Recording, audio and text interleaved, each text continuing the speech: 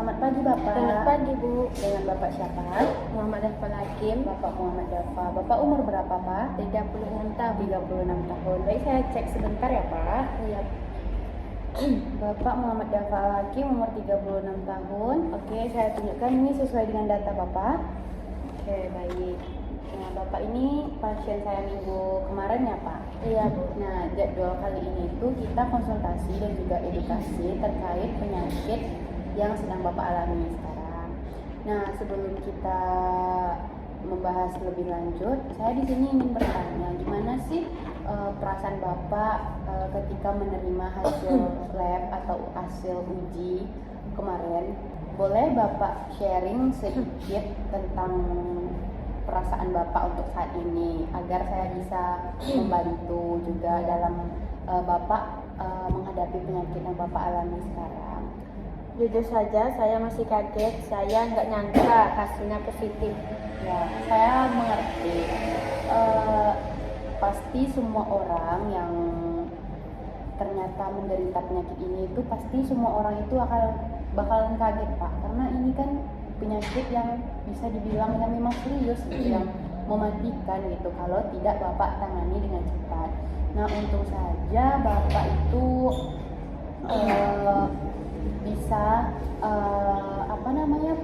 memberanikan diri untuk berobat ke rumah sakit supaya penyakit Bapak ini itu tidak terlalu jauh, tidak komplikasi kemana-mana. Ini tuh sebenarnya udah langkah yang pas sih sebenarnya Bapak, karena ini belum terlalu jauh, belum sampai ke HIV/AIDS, masih HIV. Tapi saya takut, saya juga malu. Saya tahu saya karena gaya hidup saya seks bebas. Ya pasti semua orang sih Bapak mungkin kalau mengidap penyakit ini pasti malu, karena ini kan tibanya penyakit HIV ini kan disebabkan karena pergaulan bebas.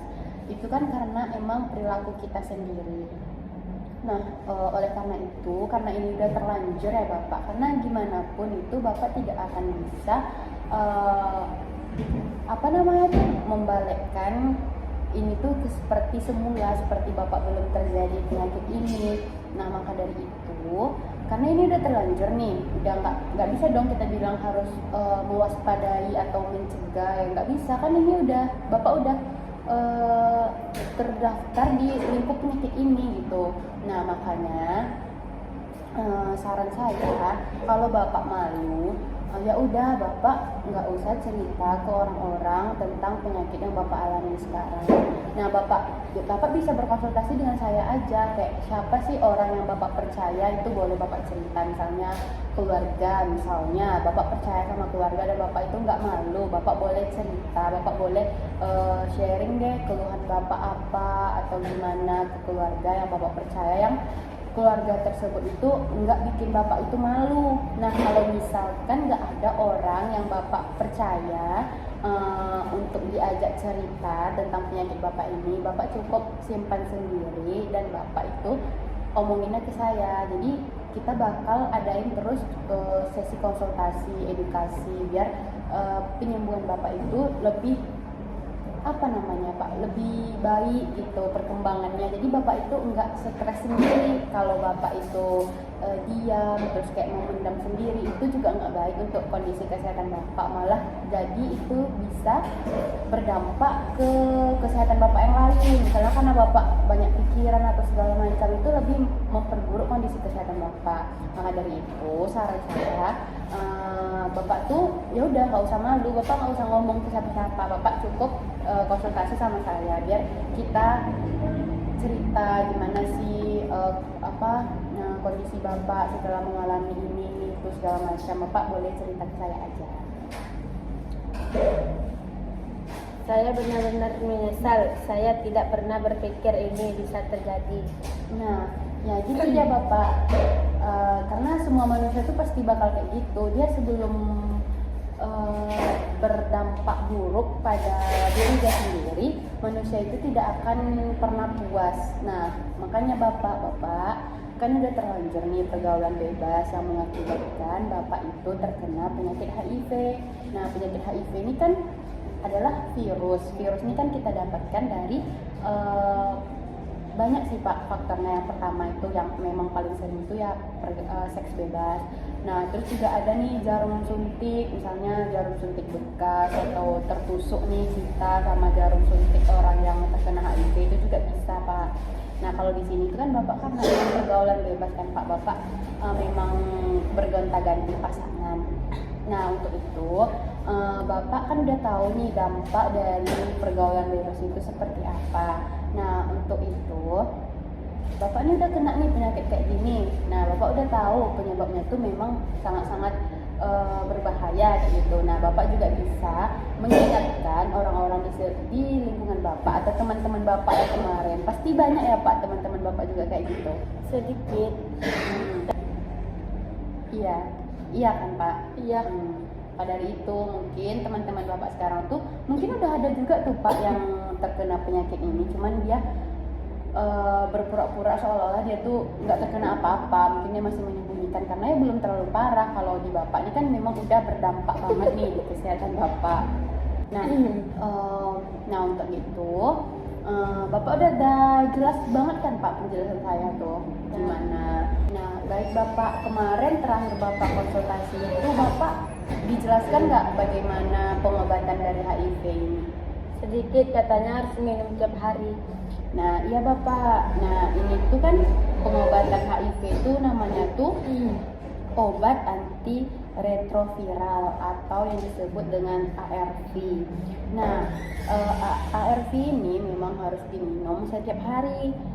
ARV ini tuh dia tuh bekerja untuk menekan jumlah virus dalam tubuh Bapak sampai tidak terdeteksi. Nah kan HIV tadi kan sudah saya jelaskan, HIV tadi itu kan karena adanya virus yang kita dapatkan dari pergaulan bebas misalnya. Nah virus tadi itu kan menyebar nih ke tubuh Bapak.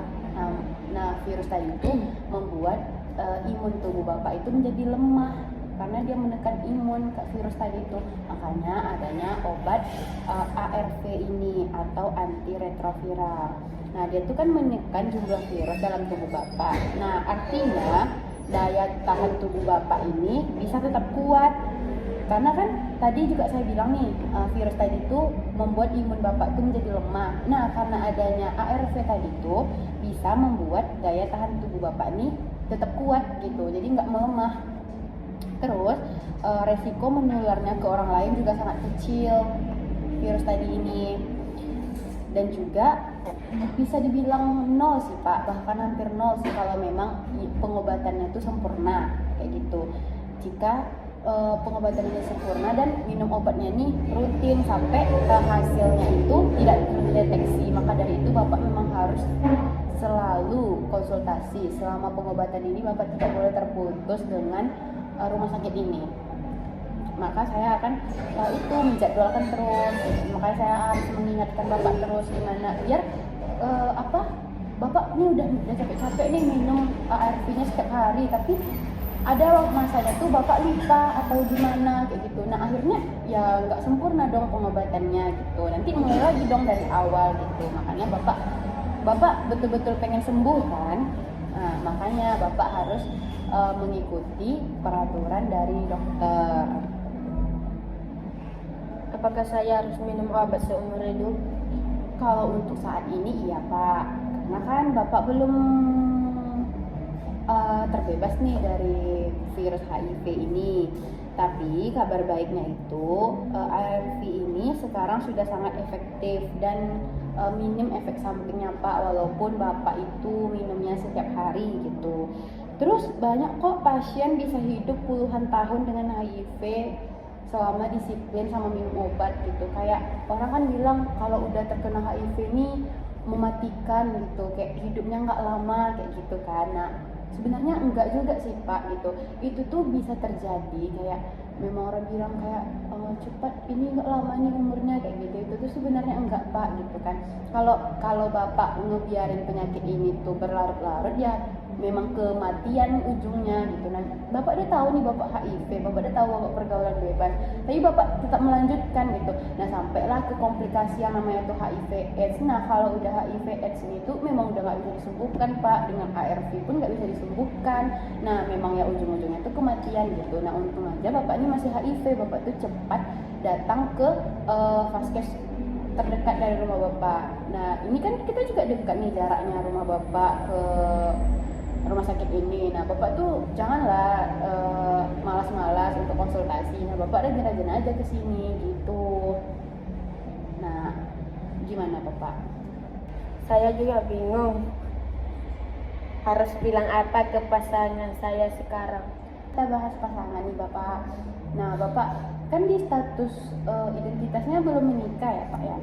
Nah, itu kenapa belum menikah? Karena terlena sama pergaulan bebas bapak yang kemarin itu ya. Terus untuk pasangan bapak sekarang itu dia sudah tahu belum bapak terkena ini? Belum ya? Belum. Belum. Nah, ya udah gini aja.